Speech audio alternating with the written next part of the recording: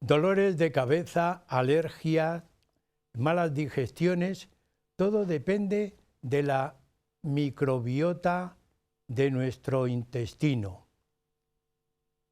Cuando hablamos de salud, siempre estamos relacionando en nuestro organismo el aparato digestivo, pues podemos aumentar el intestino. La salud depende de la microbiota que existe en el intestino.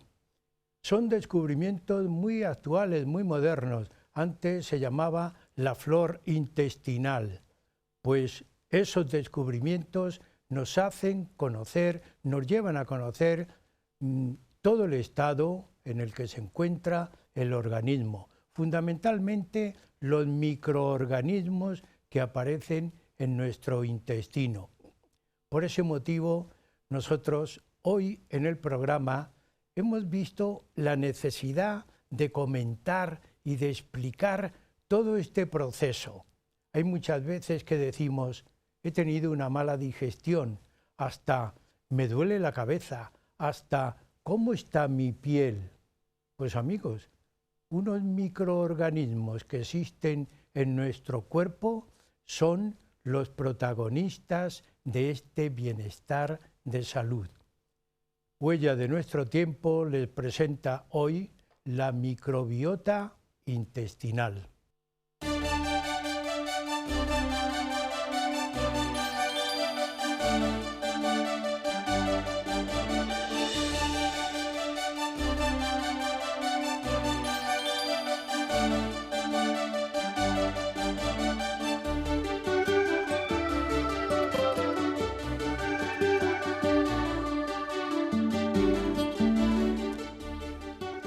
Continuamos en el programa Huellas de nuestro tiempo exponiéndoles algo importante para la salud, la microbiota intestinal. Nos ha llamado mucho la atención porque no estamos en la línea de los descubrimientos médicos y clínicos, pero sí hemos descubierto que el intestino y el cerebro están relacionados. Nos llama mucho la atención.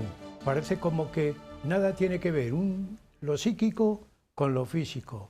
Pues amigos, sí que están relacionados. Para explicar el tema, exponer el tema, tenemos en el estudio, como siempre, a un especialista.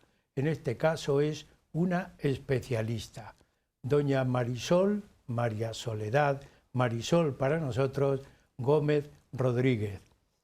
Yo no le digo bienvenida al programa porque ella solicita venir al programa, está tan metida en todo nuestro contexto que solicita venir. Así que, Marisol, muchas gracias. De nada, gracias a vosotros. Por estar con nosotros, en el programa. Ya asistió el curso anterior con unos temas muy actuales. La pandemia. Pusiste en claro qué era una pandemia y cómo estaba desarrollándose la pandemia en la que nosotros estábamos metidos. Incluso también esos aspectos médicos, clínicos, farmacéuticos que tú dominas y que aclaraban no solamente lo que es la pandemia, sino también cómo enfrentarse a la pandemia desde el punto de vista de la investigación, que fue lo que tú hablaste. Así que nosotros felices por tenerte. Amigos, doña Marisol es doctora en farmacia, ha sido una gran profesional, jefe de servicio en el Hospital Provincial de la Diputación de Toledo, ya jubilada, una persona inquieta en investigaciones, escribió un libro maravilloso, un libro muy bonito, muy atractivo, sobre el Hospital de la Misericordia en el siglo XIX, cuando esto que llamamos hoy salud pública estaba más reducido a la Diputación. Pero el trabajo muy interesante. ¿Qué decir de doña Marisol? Una investigadora. Y además hoy viene con un trabajo elaborado por ella misma. propuso el tema. A mí me dejó un poco, como dicen, perplejo, pero yo lo acepté. El intestino está relacionado con el cerebro. Eso es lo más llamativo. Pero yo la voy a preguntar, y ya llegaremos a eso, Marisol. Yo te voy a preguntar, microbiota intestinal. Primero, vamos a quedarnos con el primer término, microbiota. ¿Qué es? Bien, nosotros no vivimos en un medio estéril. En el suelo, en el aire, en todas las superficies, en los alimentos, hay millones de microorganismos. Entonces, estos microorganismos se depositan sobre nuestra piel y pueden acceder al interior de nuestro organismo mediante la nariz y el aparato respiratorio, boca y aparato digestivo, aparato genitourinario, la placenta, leche materna, bueno. Pues todos estos microorganismos que pueden acceder al interior de nuestro cuerpo establecen con nosotros una relación que puede ser de tres tipos. Pueden ser siempre comensales, que nosotros les damos cobijo pero no nos aportan ningún beneficio. Pueden tener una relación simbiótica con nosotros, que nosotros le damos el hueco donde vivir y ellos nos producen beneficio para nuestra salud. O puede ser una relación en la que nosotros ofrecemos la vivienda, pero el microorganismo nos perjudica, que esto sería pues, una enfermedad infecciosa. Entonces, estos microorganismos son lo que se llama estos microorganismos son lo que constituyen la microbiota humana. Como hay distintas localizaciones, pues hay microbiota en la piel, microbiota en la nariz y aparato respiratorio, microbiota en la boca y aparato digestivo, microbiota genitourinaria, microbiota en la placenta y también hay microbiota en la leche materna. Pues entonces estos microorganismos que viven adaptados al medio en el que están es lo que se llama microbiota. Son distintos según la ubicación que tengan y también varía su proporción. Por ejemplo, en la piel el microorganismo más predominante es el estafilococo áureo. En la boca el microorganismo más representativo es el estreptococo. En el estómago pues tenemos estreptococos, lactobacilos, helicobacter. Intestino delgado, estreptococo y lactobacilos. Intestino grueso, ya hay una cantidad muchísimo mayor de microorganismos. Marisol, eso es una lección de anatomía. Muy básico. Entonces, dentro de esta microbiota, que es la que tenemos repartida por todo el cuerpo, adaptada esos microorganismos al nicho donde vive, está la microbiota intestinal, que es los microorganismos que viven en el intestino. Hay más de 800 especies distintas de microorganismos viviendo en nuestro intestino y la mayoría son beneficiosos para nosotros. Nos ayudan a tener una mejor salud. Antes, a la microbiota intestinal, a mucha gente le sonara con el nombre de flora bacteriana, porque era el nombre que se le daba, pero ahora se le ha cambiado el nombre porque se ajusta más a... ¿Y cómo influye todo esto en nuestra vida? Porque influye, ¿no? Y además mucho. Según has dicho tú, esos tres habitantes que tenemos, los que benefician, los que están sí pero no, y los que perjudican, ¿cómo viven en nuestro organismo? Bueno, vamos a ver, antes que nada yo lo que quiero decir es que la microbiota no permanece igual a lo largo de la vida. Aunque cada individuo tiene su propia microbiota que está influida por unos factores que son propios del individuo, como puede ser su genética y su estado inmunitario, luego hay otros factores alrededor, como son el medio donde vivimos, lo que comemos y el tipo de vida que hacemos, que varían la composición de esos microorganismos que vamos a tener distribuidos por el cuerpo y en concreto, en este caso, en el intestino.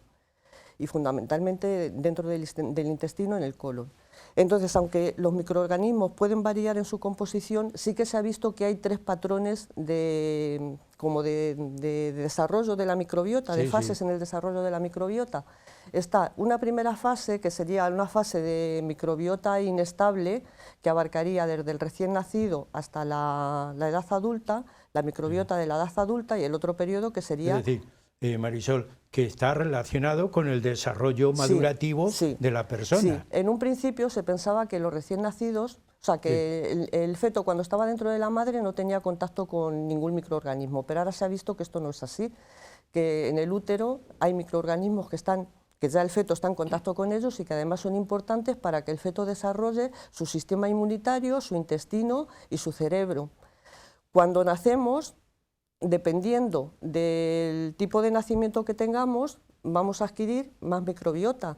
Si el parto es por vía natural, en el canal del parto, el recién nacido pues se va a encontrar con otros microorganismos distintos. Si el nacimiento es por cesárea, esto no va a pasar. También depende de la alimentación, si se alimenta luego la criatura con leche materna o con leches artificiales.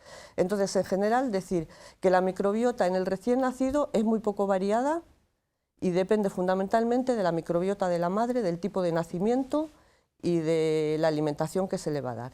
Hacia los 2 o 3 años el niño ya ha empezado a comer de todo, tiene una alimentación variada, se relaciona con otros niños, juega, interacciona con el medio ambiente. Se ensucia. Sí, entonces va adquiriendo otros tipos de microorganismos distintos y entonces estos van a depender pues eso, fundamentalmente del tipo de alimentación que tenga y de los hábitos higiénicos que tengan. Hacia los 2 o 3 años empieza ya un periodo de estabilización en que la microbiota ya se fija cada individuo la que va a tener y este periodo dura hasta la edad adulta. Entonces, en la edad infantil es importante el conseguir que la criatura tenga un intestino sano y esto saludable, y esto se consigue pues con una alimentación variada y con interacción con el medio ambiente y una higiene adecuada. Cuando llegamos a la edad adulta, nuestra microbiota ya está estable.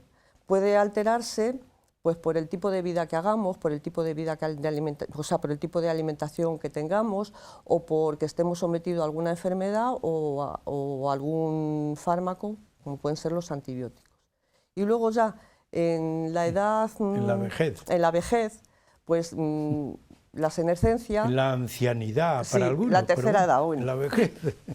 Se van produciendo cambios en la microbiota que van a repercutir en el sistema inmunitario y que nos van a hacer más frágiles. Pero es que además no solamente es la vejez la que hace que cambie la microbiota, sino que también cambian nuestros hábitos de vida. Y hay muchas veces que se come peor, o porque no se tienen ganas de cocinar, o porque hay problemas en la boca, se bebe menos agua, porque se pierde la sensación de sed, y aparte de eso muchas veces por no movernos, pues se reduce la ingesta de agua. Ya hay una recomendación. Los llamados ancianos, los que están en esa etapa, deben moverse para beber mucho agua. Exactamente. Ya tenemos un consejo. Bien, Marisol, pero vamos a ir concretando todas esas funciones de la microbiota, porque claro, en cada etapa tendrá unas funciones distintas. Bueno, vamos a ver. ¿O tienen unas funciones genéricas? Tienen unas funciones genéricas, la microbiota intestinal tiene unas funciones genéricas, que yo las he puesto en cinco grupos. Está la función protectora, la función trófica, función inmunitaria, función metabólica y función neurológica. Vamos a empezar por la función protectora.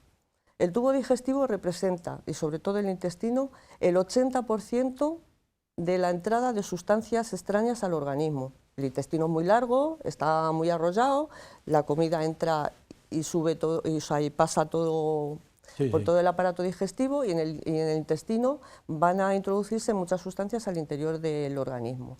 Entonces, la microbiota lo que hace es proteger al intestino de esas bacterias que no son buenas, que no son amigables, porque lo hace de dos maneras: por exclusión de patógenos. ¿Qué hace? Se multiplica mucho, no deja espacio para que se desarrollen las bacterias patógenas, y aparte de eso es capaz de producir sustancias en su metabolismo como el agua oxigenada, el ácido acético, el ácido propiónico, el ácido butírico, que son bactericidas. O sea que ya tenemos una función de protección, o sea, de función de barrera para evitar que pasen al interior de nuestro organismo sustancias indeseables.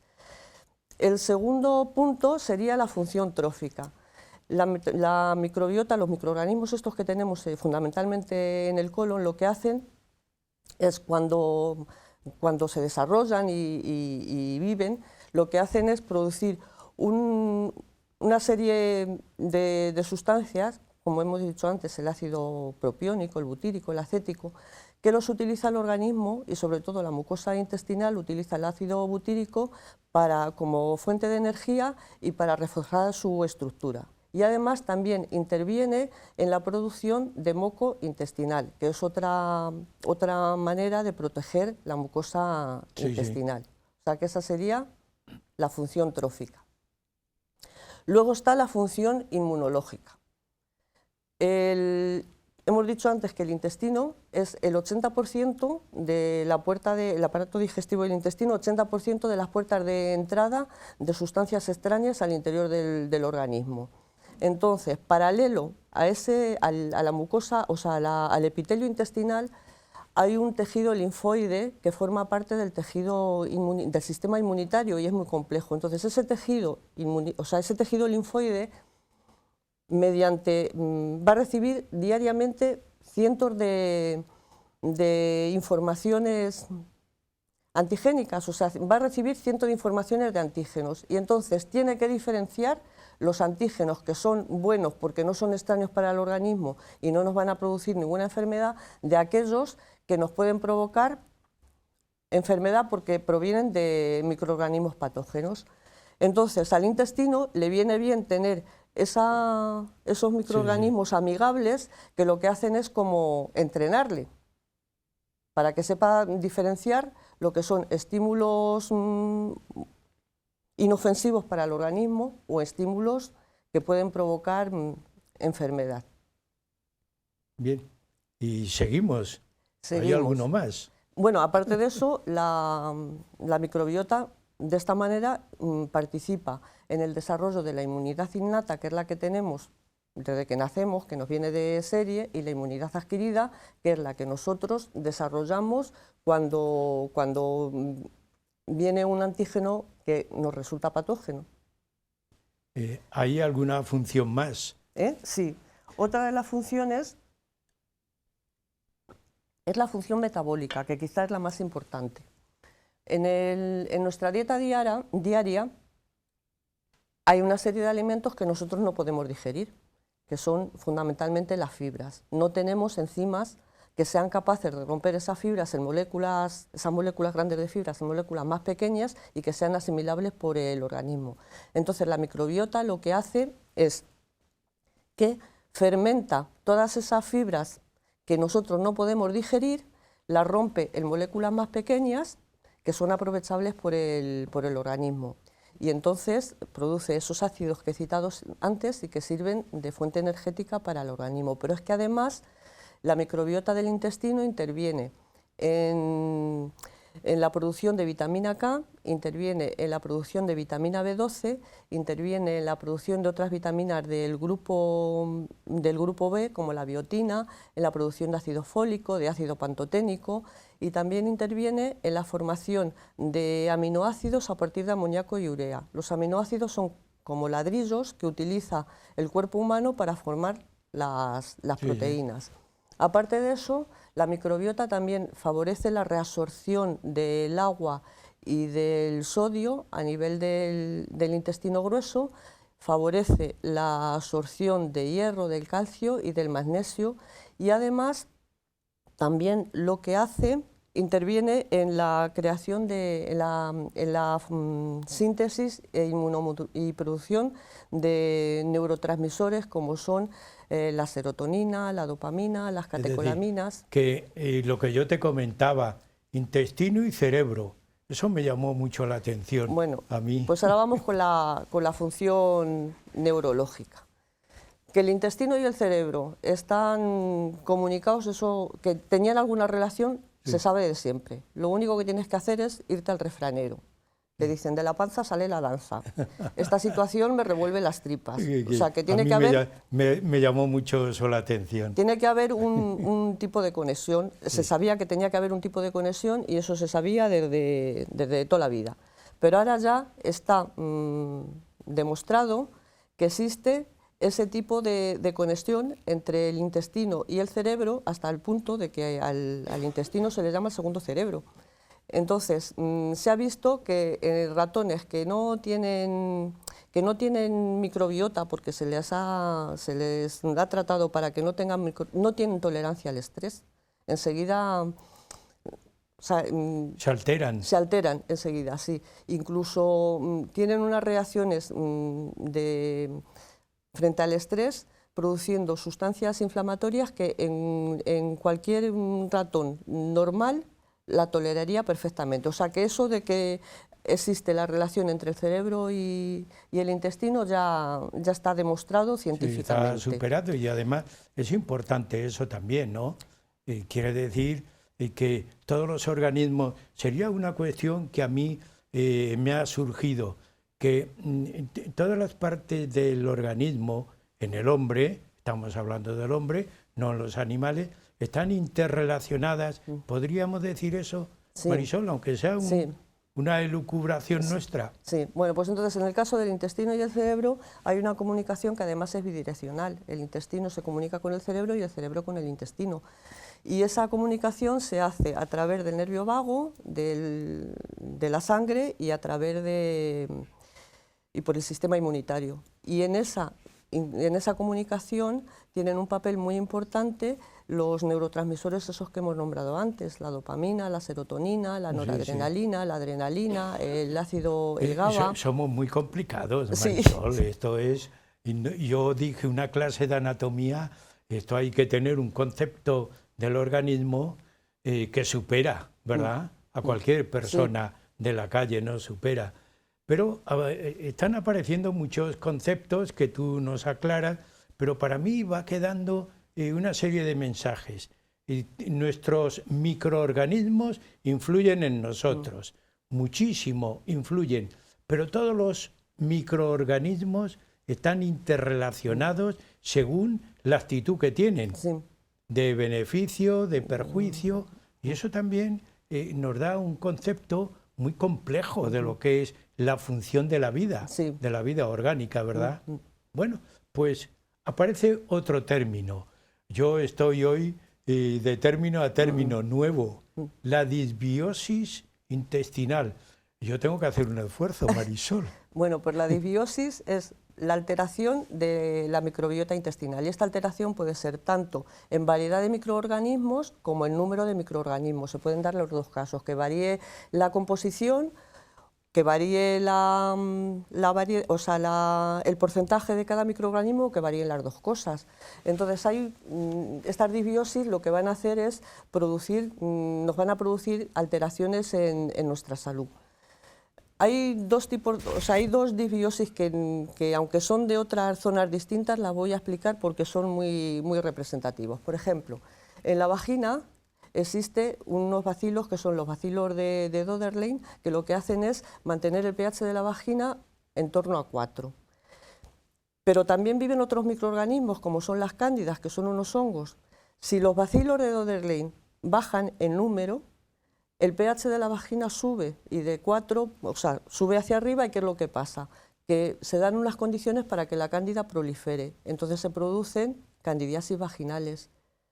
Eso sería una alteración por el número de bacterias, de bacilos que han disminuido y han favorecido la proliferación de las cándidas. En el estómago, entre los microorganismos que hay, se encuentra el Helicobacter pylori. El Helicobacter pylori nadie se podía imaginar, o sea, hace años cuando la gente tenía úlcera de estómago se la operaba.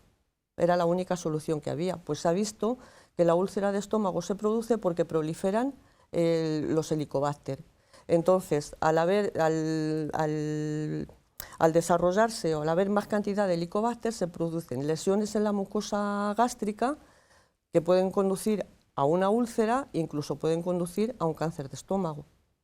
y antes una enfermedad que antes se trataba o sea, con una intervención, ahora se trata con un tratamiento antibiótico. Es decir, que hemos avanzado. Hemos avanzado, sí. Yo dije muy al principio que todas las intervenciones, descubrimientos que se estaban haciendo intestinalmente, pues han beneficiado y han mejorado todo ese tratamiento. Bueno, pues si se altera si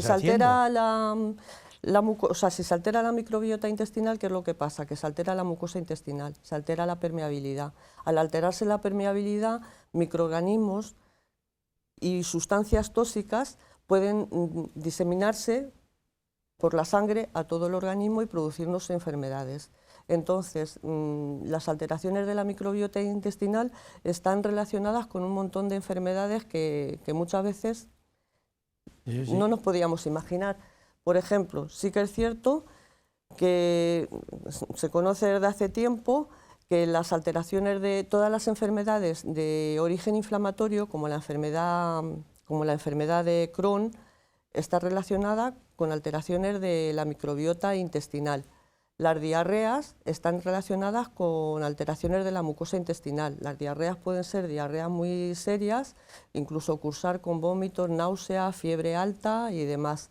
El estreñimiento está relacionado con la flora intestinal, sí. Pero es que hay otras enfermedades que no nos podíamos imaginar, como por ejemplo la obesidad, la diabetes, las enfermedades cardíacas, la enfermedad renal crónica, están relacionadas con alteraciones de la microbiota, y la enfermedad celíaca también está relacionada con la microbiota intestinal, que en este caso lo que se hace es que no se tolera el gluten y el gluten altera, y esta intolerancia altera la mucosa. Y también enfermedades que no nos podíamos imaginar, como la ansiedad y la depresión, están relacionadas con una mucosa intestinal enferma. A mí eso me llama más la atención. Marisol, llegamos a la mitad del programa. Nos quedamos unos minutos, descansamos y seguiremos hablando de todas esas alteraciones y microorganismos que a mí me traen hoy de cabeza. Amigos, Huella de Nuestro Tiempo está con ustedes hoy tratando la microbiota intestinal. Hay que aprender de todo, historia, ciencias, medicina, pero también de la microbiota. Un descanso y seguimos con ustedes.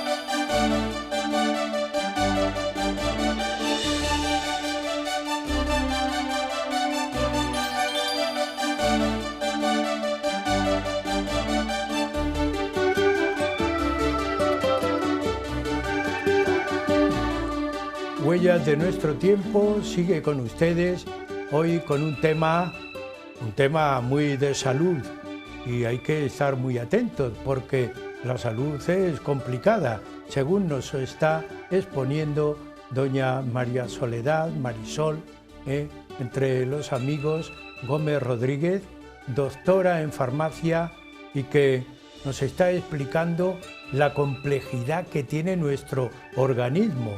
Los microorganismos que están representados con un término que es la microbiota intestinal.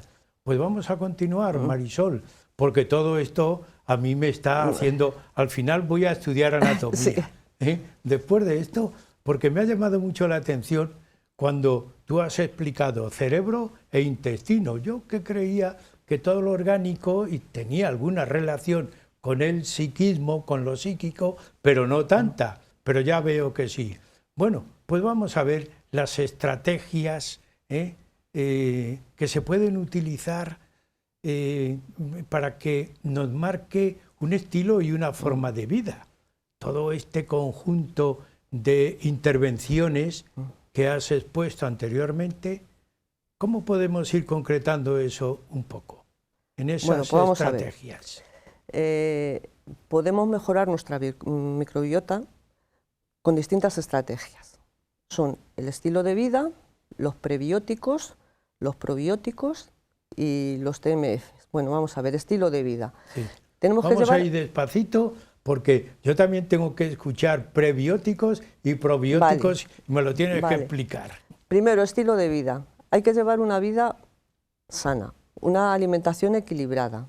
La dieta que tenemos que tener tiene que ser baja en grasas, baja en azúcares, baja en sal, no abusar de los alimentos precocinados y de los alimentos muy procesados. Y en los muy procesados, pues no solamente están los alimentos precocinados, también están los embutidos, las conservas, las galletas, Sí, sí. los bollos.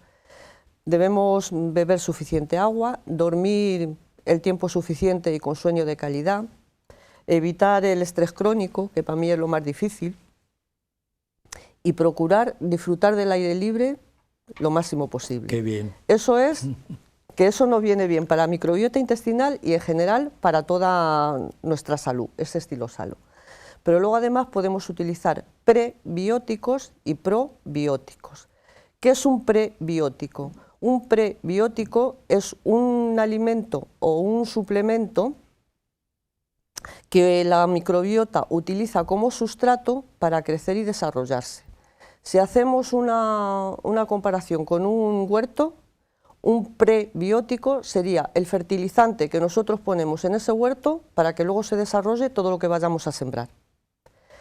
¿Dónde están los prebióticos? Pues están fundamentalmente en los vegetales, las verduras, en las hortalizas, en las legumbres que la gente parecía que no era muy beneficioso tomar legumbres, la gente las había dejado de lado, Sí, sí. pues son muy importantes en nuestra alimentación y como tomar legumbres 3 veces a la semana como mínimo es una buena opción.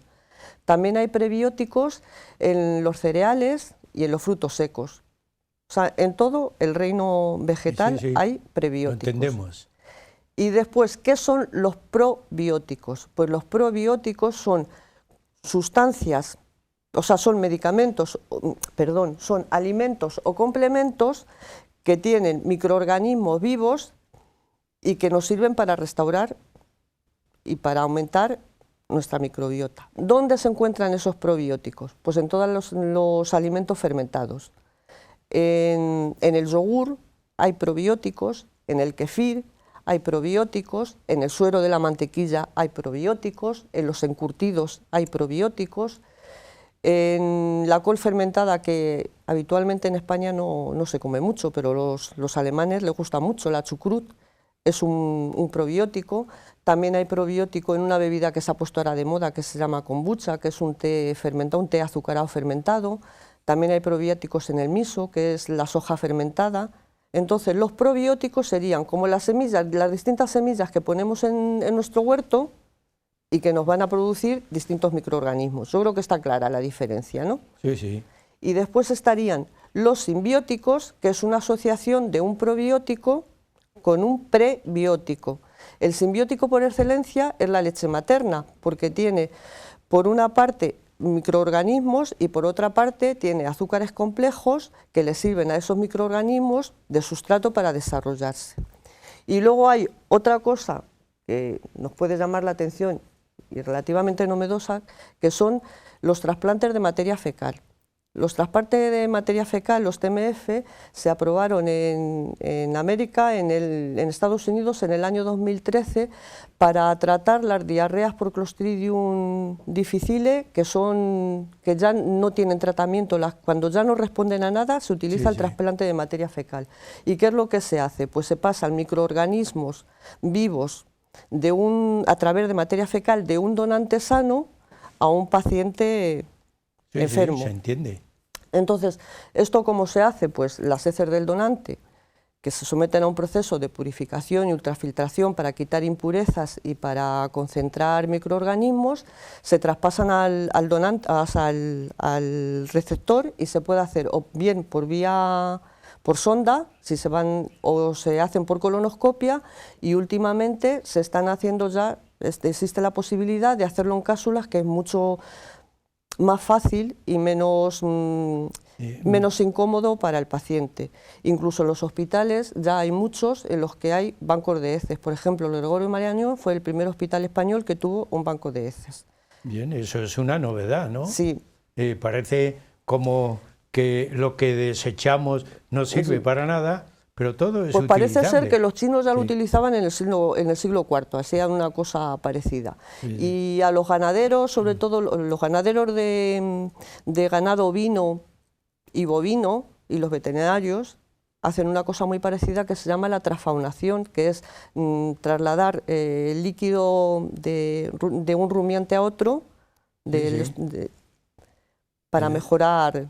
Es decir, que hasta del desecho se podemos saca obtener un beneficio. Un beneficio, como vemos también la modulación microbiótica que nos han puesto en pantalla. Entonces ahí hay lo que hemos dicho antes, los probióticos, los prebióticos, el estilo de vida y los TMFs o trasplantes de materia fecal. Pues vamos a continuar porque avanzamos y avanzamos también en términos y aparece otro microbioma.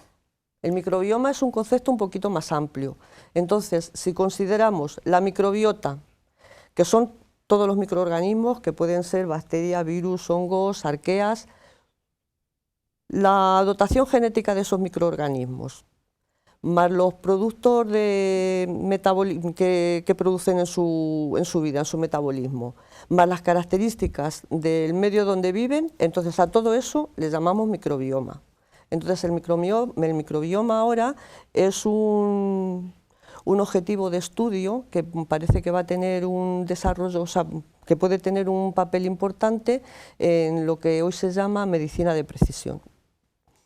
Medicina de precisión. Sí. Otro concepto es que a mí también me ha desconcertado un poco. ¿Por qué se llama de precisión? Porque lo que se busca es enfocar, estudiar al paciente teniendo en cuenta su genética, su estilo de vida y el medio donde vive. Parece un término nuevo, pero se lleva haciendo, o sea, hay varios ejemplos de medicina de precisión ya en la práctica clínica. Por ejemplo, los grupos sanguíneos.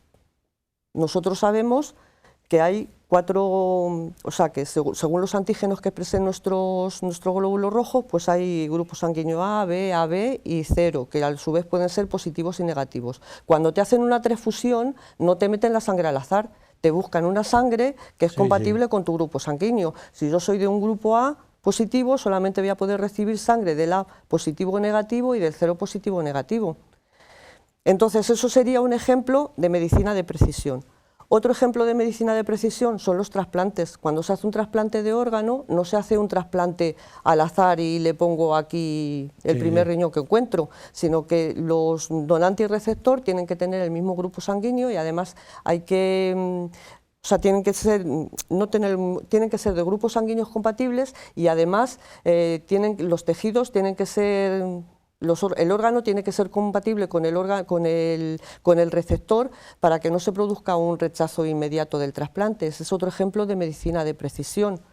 Otro ejemplo de medicina de precisión son, por ejemplo, en oncología hay muchos, los tratamientos del cáncer de mama. El cáncer de mama tiene unos tratamientos que son locales, como es la radioterapia, o sea, primero la cirugía y la radioterapia, esos son locales, y luego hay otros que son sistémicos, como pueden ser pues, la quimioterapia, la hormonoterapia, la terapia dirigida o la inmunoterapia. Entonces, no se aplica el mismo tratamiento a cada paciente, sino que dependiendo del tipo de tumor que sea, del estadio en que está, de la edad que tiene la paciente, se elige un tratamiento u otro. Por ejemplo, en el caso de la hormonoterapia, hay tumores que expresan en su superficie unos receptores de estrógenos, estos receptores que expresa el tumor, la célula tumoral en su superficie, es capaz de unirse con la progesterona y con los estrógenos, que son hormonas femeninas. Entonces, si el tumor es positivo a los tumores, o sea, los receptores de estrógenos o de progesterona, se puede tratar con medicamentos que bien impidan esa unión o que bien eliminen la producción de esas hormonas. Entonces esos tumores se dice que son que son hormonodependientes.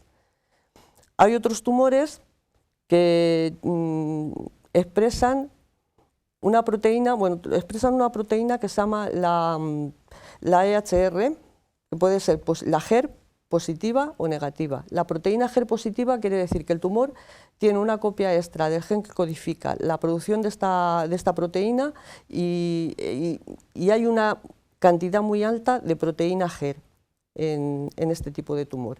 Y además esto hace que el tumor sea estos tumores son más agresivos.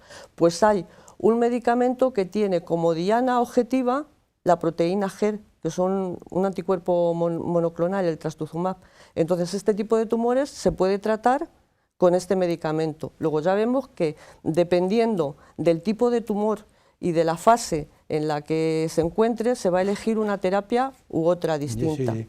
O sea que es muy importante la medicina de precisión, sí. ¿no? Luego ya lo último y lo más de lo más, que es la última terapia que se está desarrollando ahora para tratar sobre todo linfomas y leucemia, es la terapia CAR, la terapia CAR-T. Entonces voy a explicar muy por encima lo que es.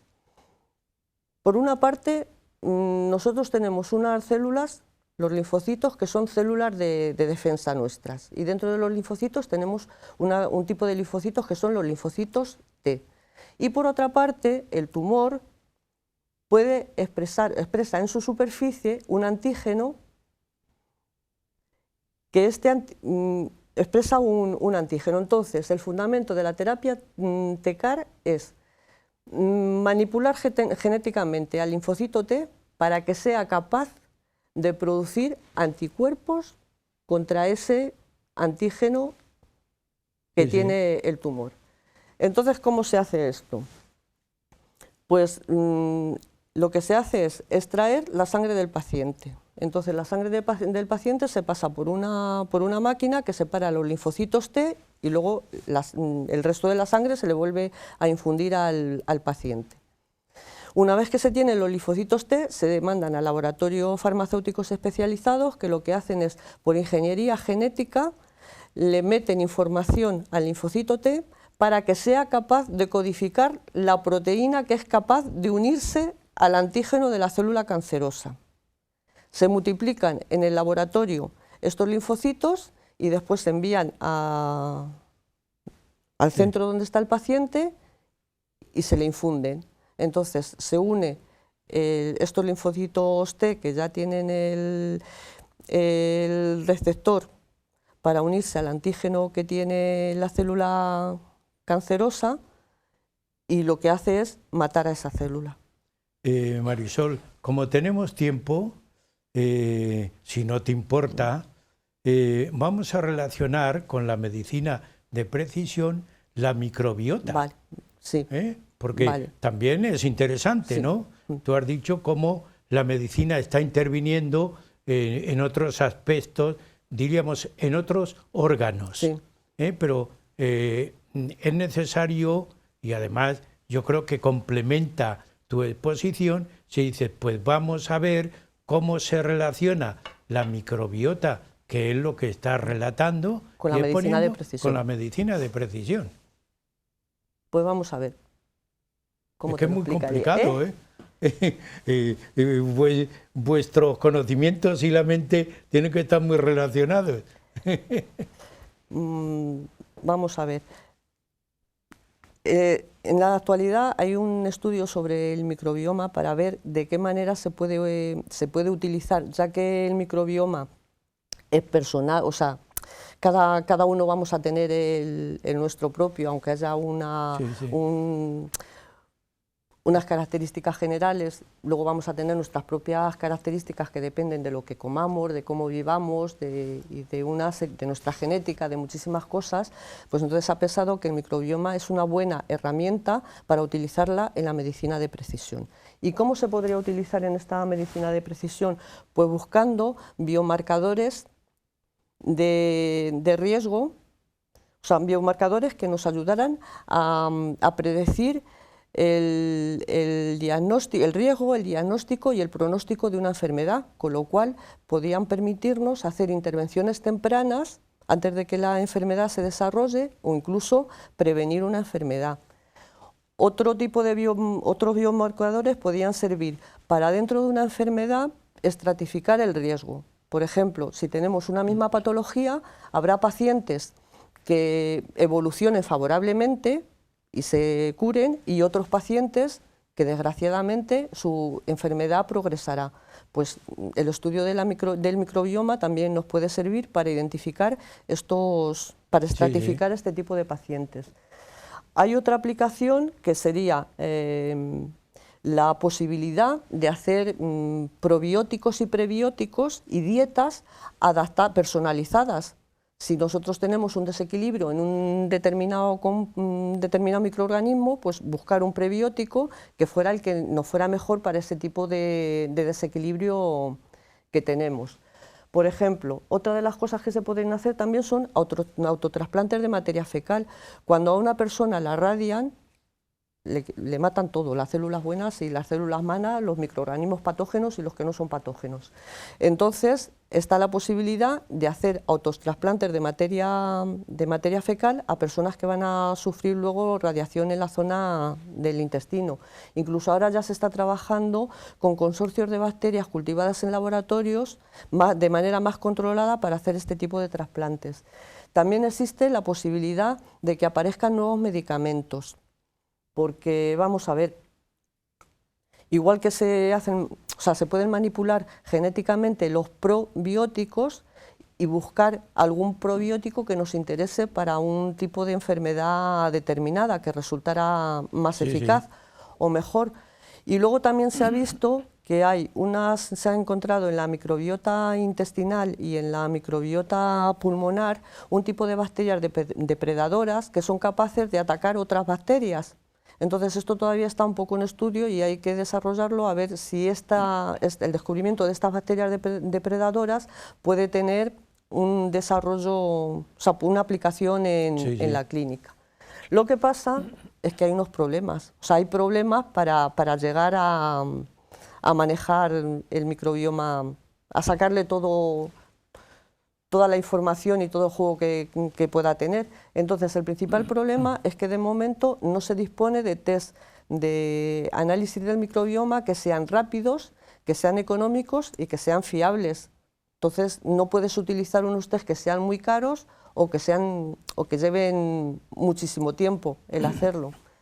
Hay otra cosa que son los problemas éticos. Y dices tú, bueno, vamos a ver, ¿qué problema ético se presenta? Pues mira, yo hablé de los psíquicos y tú acabas de unir lo ético. Sí, pues vamos a ver.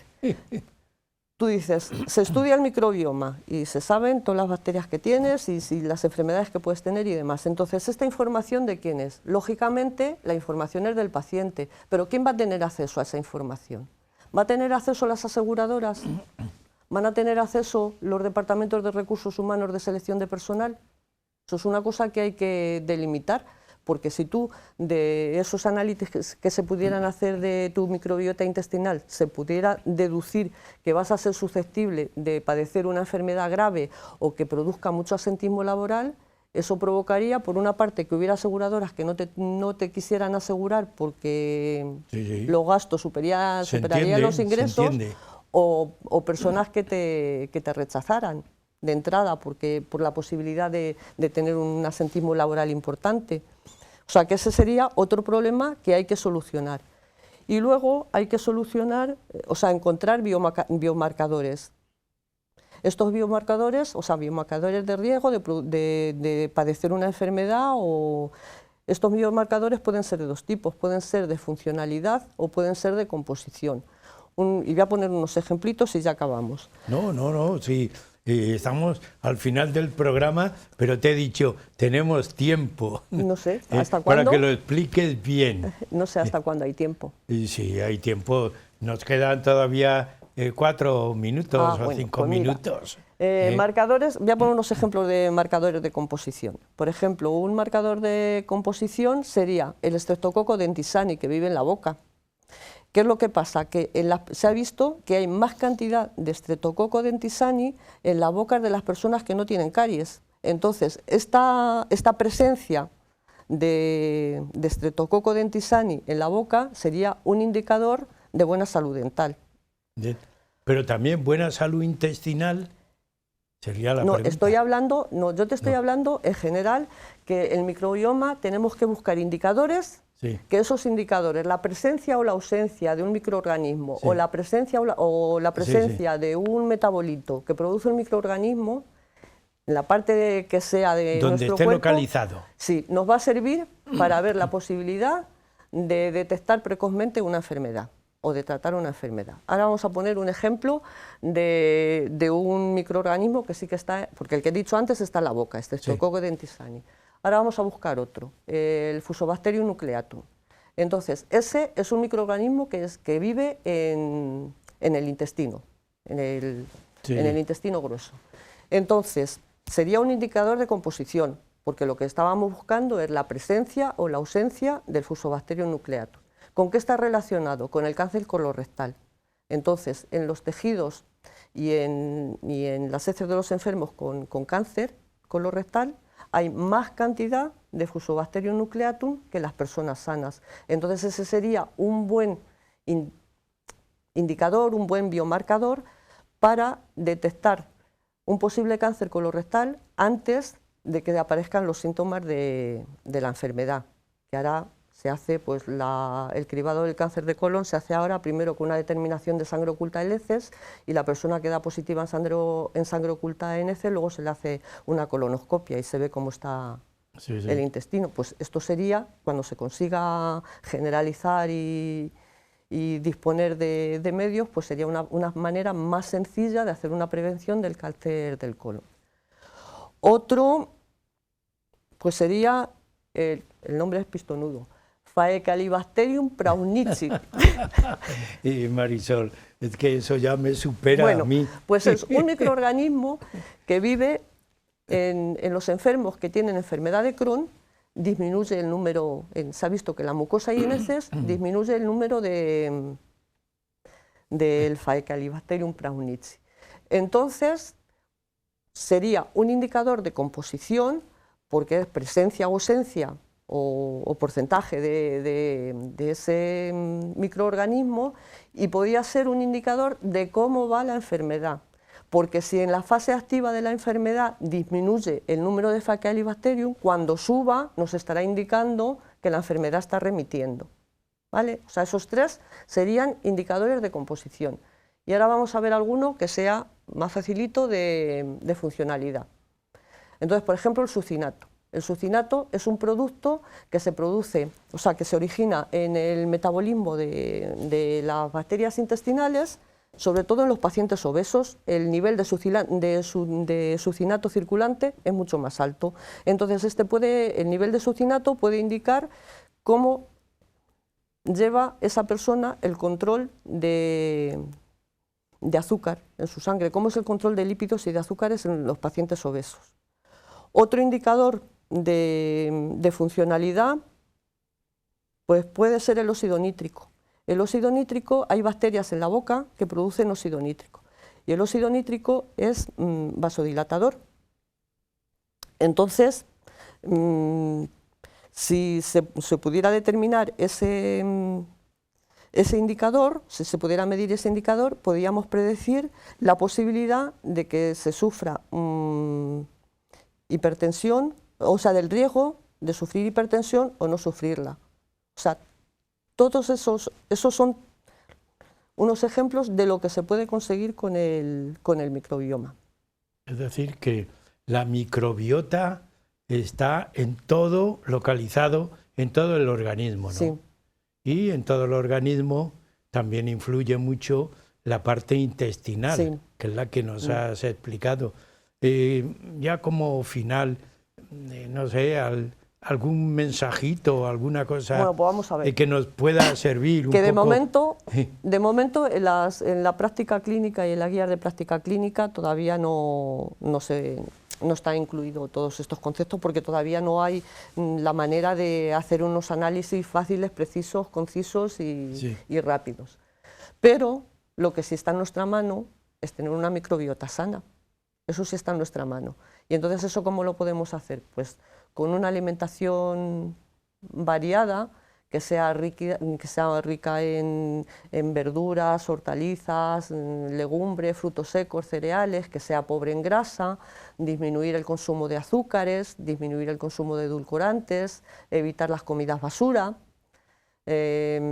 beber suficiente agua, hacer ejercicio, estar al aire libre el mayor tiempo posible, evitar el estrés crónico, que a mí eso me parece muy difícil de dominar, y luego, pues, o sea, dormir las horas suficientes, lo que es hacer una vida sana, que no solamente nos va a venir bien para la microbiota intestinal, pero nos va a venir bien para todo nuestro organismo. Qué bien, Marisol.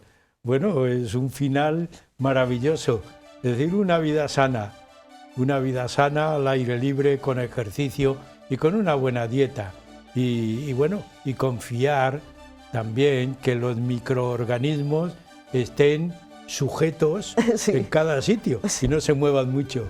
Bueno, pues Marisol, muchas gracias. Una exposición maravillosa y que continúes estudiando, aún siendo jubilada. Se puede estudiar más, se puede estudiar mucho. Así que muchas gracias por haber estado en el programa. Y también a ustedes, yo siempre les digo lo mismo, pero la Cofradía Internacional de Investigadores de Toledo, a través de sus cofrades, que son nuestros invitados, les exponen temas cada jueves distintos. Pues continúen ahí. Muchas gracias.